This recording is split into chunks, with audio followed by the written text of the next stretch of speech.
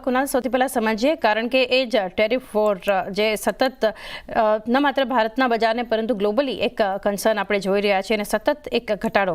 ગઈકાલે US market માટે જે સેશન હતું એના પર નજર કરીએ તો ત્યાં પણ ખાસો ઘટાડો હતો અને નાસ્ડેક તો અગર ઉચ્ચતમ સ્તરથી લગભગ 10% સુધી ઘટ્યો અને લગભગ 3.5-4% ઘટાડા સાથે ક્લોઝિંગ છે. ઓવરઓલ અક્રોસ ધ બેન્ચમાર્ક આપણને ઘટાડો જોવા મળ્યો છે. બધા સંકેતો એ જ ફરી ટેરિફ પોલિસીને લઈને બનતી આપણને દેખાડી રહી છે. ચાઇનાની ફરી યુએસને એક ધમકી આવતી આપણે જોઈ રહ્યા છીએ. બધા વચ્ચે કઈ રીતે તમે એક વ્યૂ રાખી રહ્યા છો વૈશ્વિક બજારો પર? વેલ, ડેફિનેટલી વૈશ્વિક બજાર અત્યારે હાઈ વોલેટાઇલ મૂડમાં જાય છે, કેમ કે આજે ટ્રેડિંગ વોર અને આજે ટેરિફ વોર બધી ચાલી રહી છે એને ઓવરઓલ માર્કેટને પર્ટિક્યુલરલી આ લેવલ પર અત્યારે બિઝી કરીને રાખ્યું છે. એટલે જે પણ સારા એવા ફંડામેન્ટલી ચેન્જીસ થઈ રહ્યા છે કે કોઈ પણ સારા એવા ચેન્જીસ થઈ રહ્યા છે ત્યારે ઓવરઓલ માર્કેટ એના પર ફોકસ નથી કરી રહ્યું. ફોર એક્ઝામ્પલ, હવે યુએસ માર્કેટ ક્યારે નીચે છે, એના લીધે ગિફ્ટ નિફ્ટી અત્યારે આ લેવલ પર નીચે છે અને એના લીધે માર્કેટ આપણને થોડું ડાઉનસાઇડમાં ઓપન થવાના ચાન્સીસ જોવા મળી રહ્યા છે. ઓકે, એટલે ક્યાંક ને ક્યાંક મને એવું લાગે છે કે ટ્રમ્પ સાહેબ જે આવ્યા છે અને જે ટેરિફ વોર ચાલુ કરી છે એમના 4 વર્ષના કાર્યકાળમાં મને એવું લાગે છે કે ખાલી ને ખાલી ટેરિફ વોરમાં જ એ વધારે પડતા એન્ગેજ રહેશે અને ઓવરઓલ માર્કેટને આ રીતે હલાવતા રહેશે. અત્યારે ડાઉ જોન્સની વાત કરીએ, જે અત્યારે 42,578 અરાઉન્ડનું ક્લોઝિંગ હતું.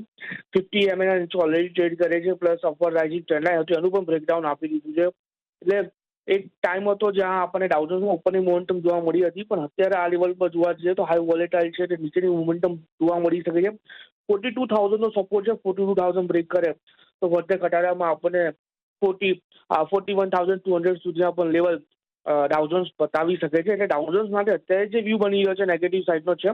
રેઝિસ્ટન્સની વાત કરીએ અત્યારે ઉપરમાં તો 43,200નો એક રેઝિસ્ટન્સ લેવલ છે. સામે સાઈડ નાસ્ડેકની બી વાત કરીએ તો નાસ્ડેકમાં પણ અત્યારે આ લેવલ પર સપોર્ટ તો સારું આવી રહ્યો છે, એટલે એમાં બેમાં નથી કે આપણને બાઉન્સ જોવા મળે. 20,000ની અરાઉન્ડ એક્ઝેક્ટ એક સપોર્ટ આવી રહ્યો છે અને પહેલા પણ 20,000નો સપોર્ટ લઈને આપણને ઉપરની મોમેન્ટમ જોવા મળી હતી. એટલે 20,000 જ્યાં સુધી બ્રેક નથી થતું ત્યાં સુધી મને ફર્ધર ઘટાડો અત્યારે નાસ્ડેકમાં હાલ પૂરતો જોવા નથી મળી રહ્યો. પણ હા, એટલી વસ્તુ સારું છે કે ડોમેસ્ટિક લેવલ પર કોઈ પણ ફંડામેન્ટલી સારા એવા ચેન્જ આવે, મને નથી લાગતું કે એની પોઝિટિવ ઇમ્પેક્ટ લાંબા ટાઈમ સુધી ટકી રહેશે ડોમેસ્ટિક લેવલ પર, જ્યાં સુધી આ ટેરિફ પર બંધ નહીં થાય ત્યાં સુધી. ઓકે, તો એક વ્યૂ ઓવરઓલ જે જોઈ રહ્યા છે, ટેરિફ વોર જે છે એ બંધ થવી જરૂરી પણ અત્યારે ગ્લોબલ ફ્રન્ટ પર પણ અગર વાત કરીએ તો અને 43,200 એક રેઝિસ્ટન્સ ડાઉ જોન્સ માટે પણ એક ફોકસમાં હાલ એક વ્યૂ નેગેટિવ.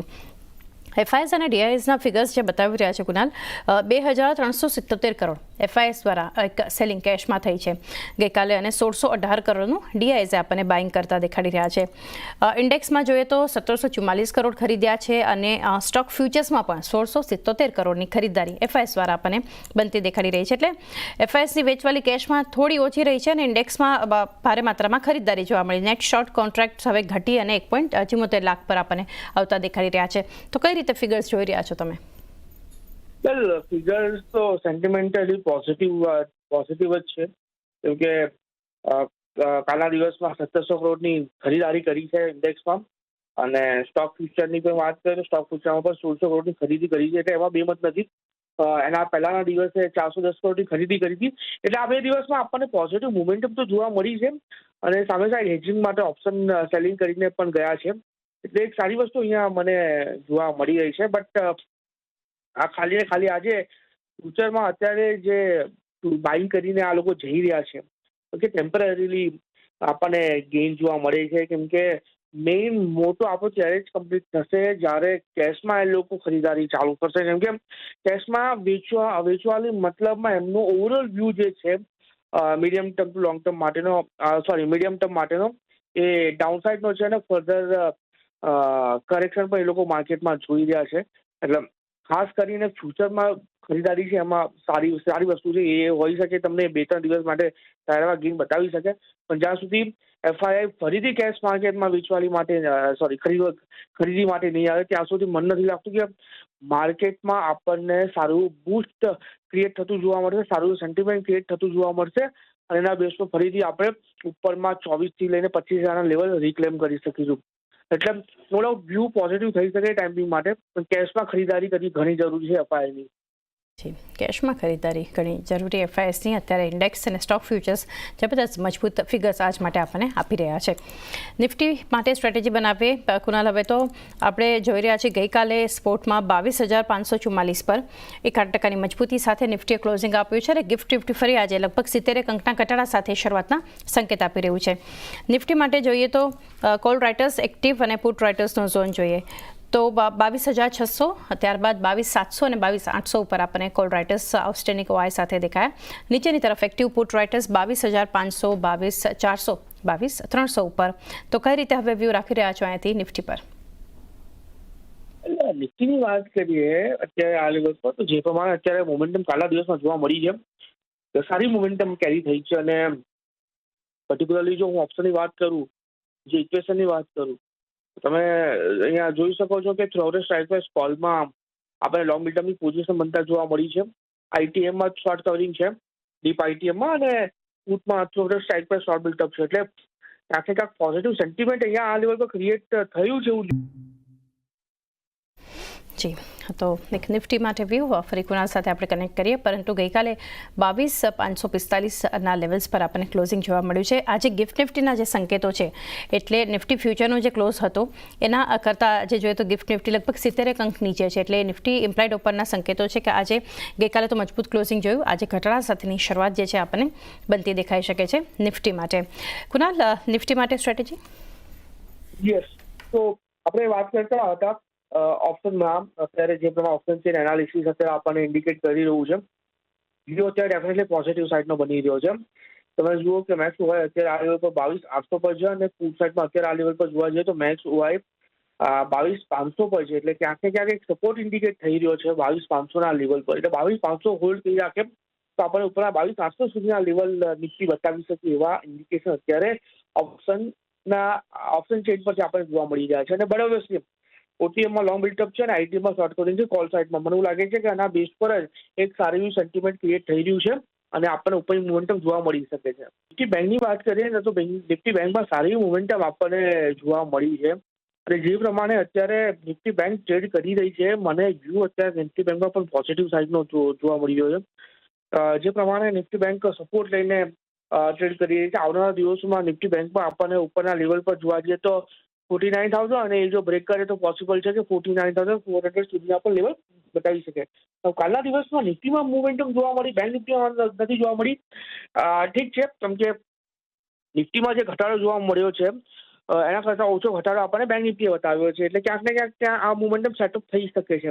અને ડાઉન સાઇડમાં જે સપોર્ટ અત્યારે આવી રહ્યો છે 47,850નો સપોર્ટ છે. ને આ વસ્તુ તમે ઓપ્શન ચેનમાં પણ જોવા જાવ ને તો સેમ મોમેન્ટમ બની રહી છે, જે મોમેન્ટમ આપણને ઓપ્શન ચેનમાં નિફ્ટીમાં જોવા મળી.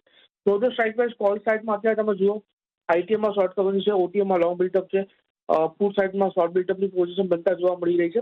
એટલે ક્યાંક ને ક્યાંક ઉપરની મોમેન્ટમની એક્સપેક્ટેશન આપણે રાખી શકીએ.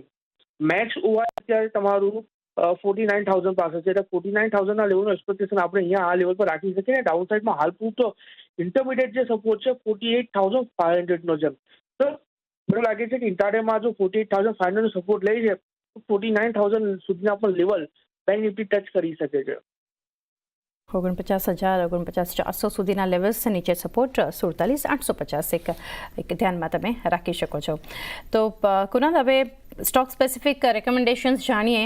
એ આજના કોલ્સ જાણીએ પહેલાં ગઈકાલે હિન્દુસ્તાન કોપર પર તમારું રેકમેન્ડેશન હતું અને 224ના લક્ષ્યાંક જે છે તમે આપ્યા હતા. અને ત્યારબાદ તો ગઈકાલે ફર્સ્ટ જે તમારા લેવલ્સ છે 227ના ટાર્ગેટ પણ, એટલે 227 ડેઝ આપ્યો છે, એટલે તમારા ફર્સ્ટ ટાર્ગેટ પણ એક અચીવ થતા દેખાયા. તો હવે સ્ટ્રેટેજી સૌથી પહેલાં તો એ જાણીએ હિન્દુસ્તાન કોપર પર જેમણે તમારો કોલ અને લેવલ્સ ફોલો કરીને સ્ટ્રેટેજી લીધી છે પોઝિશન, તો એમને શું કરવું જોઈએ આજ માટે? ફ્રેશ સ્ટોક રેકમેન્ડેશન જાણીએ.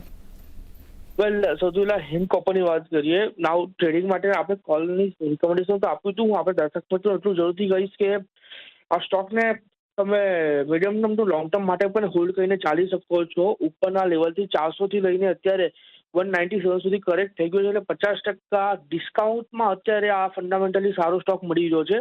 અને જ્યાં ડિસ્કાઉન્ટ ચાલતું હોય ત્યાં નોર્મલી આપણી ઇન્ડિયન પબ્લિકની મેન્ટાલિટી હોય છે કે સૌથી પહેલા દોડતા હોય છે. તો અત્યારે 50% ડિસ્કાઉન્ટ હિન્દુસ્તાન કોપર મળી રહ્યું છે. પ્લીઝ તમે આ લોંગ ટર્મ માટે આ લેવલ પર ઇન્વેસ્ટમેન્ટ કરીને ચાલો. આવનારા દિવસોમાં તમને આ 300 થી લઈને 350 સુધીના ટાર્ગેટ બતાવી શકે છે. અને વાત રહી આજના કોલ માટેની, તો હું અત્યારે ફોકસ કરીને ચાલી રહ્યો છું આઈસીઆઈસીઆઈ બેંક પર. ઘણું સારું એવું સેટઅપ છે. કન્ટિન્યુઅસલી આ સ્ટોક અત્યારે સપોર્ટ લઈને ટ્રેડ કરી રહ્યો છે. વીકલી ચાર્ટ પર બી ઘણો સારો એવો સપોર્ટ છે. ખરીદી કરીને ચાલવાની સલાહ છે. 1218ના લેવલ પર ક્લોઝિંગ છે. લો લેવલ પર આપણે જે એસેટ અત્યારે આ લેવલ પર મેન્ટેન કરીશું, એસેટ આવશે 1185નો. અને ટાર્ગેટની વાત કરીએ તો જે પ્રમાણે અત્યારે સ્ટોક ટ્રેડ કરી રહ્યો છે 1245નો પહેલો ટાર્ગેટ જોવા મળી શકે છે. અને 1245 બ્રેક કરે તો 1280 સુધીના પણ લેવલ આપણને આઈસીઆઈસીઆઈ બેંકમાં આવતા જોવા મળી શકે છે. આઈસીઆઈસીઆઈ બેંક અત્યારે ફોકસ કરીને ચાલવાની જરૂર છે. સૌથી પહેલો છે એક્સિસ બેંક છે. એક્સિસ બેંકમાંથી ઘણા ટાઈમથી બિલ્ડઅપ ચાલી રહ્યો છે. અરાઉન્ડ 1030 થી લઈને 990 સુધીના અપ્રોક્સિમેટ લેવલ છે. ને ગઈકાલે જે સ્ટ્રોંગ રેઝિસ્ટન્સ હતો 1030નો, એના ઉપર ક્લોઝિંગ આવી છે. તો આજે આની અંદર કન્ટિન્યુ એક કન્ડિશન કોલ રહેશે આની અંદર કે અગર નેક્સ્ટ ચાલુ થયા પછી માર્કેટ 15-20 મિનિટ સુધી 1030ના ઉપર સસ્ટેન રહે છે સલાહ રહેશે. અને ઇન કેસ સસ્ટેન થયા પછી બાય થાય છે તો આપણે 10નો રાખશું અને ટાર્ગેટ 1070નો લઈને ચાલશું. મારા તરફથી બે સ્ટોક રહેશે. પહેલો છે એમ્ફાસિસ. અહીંયાથી તમે શોર્ટ કરીને ચાલી શકો છો. છેલ્લા 2 દિવસમાં આપણને સારું પુશ બંધ જોવા મળી રહ્યું છે, પરંતુ ક્યાંક ને ક્યાંક જે ચાર્ટ સેટઅપ છે એ નેગેટિવ સાઈડના બંધા જોવા મળી રહ્યા છે. ઓવરસોલ્ડ ટેરેટરીમાં આપણને એની આરએસઆઈ એન્ટર થતી જોવા મળી હતી, ત્યાંથી આપણને ઉપર સાઈડ પર મૂવ થતું જોવા મળ્યું, પરંતુ ક્યાંક ને ક્યાંક હાયર લેવલથી આપણને પ્રેશર અહીંયાથી ફીલ થતું જોવા મળી શકે છે. તો અહીંયાથી તમે એમ્ફાસિસને શોર્ટ કરીને ચાલી શકો છો. ઉપર તમારે સ્ટોપ લોસ મેન્ટેન કરવાના રહેશે 2360ના, અને નીચે તમે ટાર્ગેટ એક્સપેક્ટ કરી શકો છો 2250 સુધીના. તો એમ્ફાસિસને અહીંયાથી શોર્ટ કરીને ચાલો. સેકન્ડ જે કાઉન્ટર છે એ છે ચંબલ ફર્ટિલાઇઝર. ચંબલ ફર્ટિલાઇઝર અહીંયાથી બાય કરીને ચાલવાની સલાહ રહેશે. છેલ્લા ઘણા સમયથી આપણને એક રેન્જ બાઉન્ડ મુવમેન્ટમાં ટ્રેડ કરતો જોવા મળી રહ્યો હતો. યસ્ટરડે સેશનમાં આપણને બ્રેકઆઉટ આવતું જોવા મળ્યું છે, અને ક્યાંક ને ક્યાંક અત્યારે આપણને લેવલની ઉપર સસ્ટેન કરતો જોવા મળી રહ્યો છે. તો અહીંયાથી ચંબલ ફર્ટિલાઇઝર બાય કરીને ચાલવાની સલાહ રહેશે. નીચેમાં 560નો સ્ટોપ લોસ મેન્ટેન કરો અને ઉપરમાં 605 રૂપિયાના ટાર્ગેટ માટે તમે ચંબલ ફર્ટિલાઇઝર બાય કરીને ચાલી શકો છો.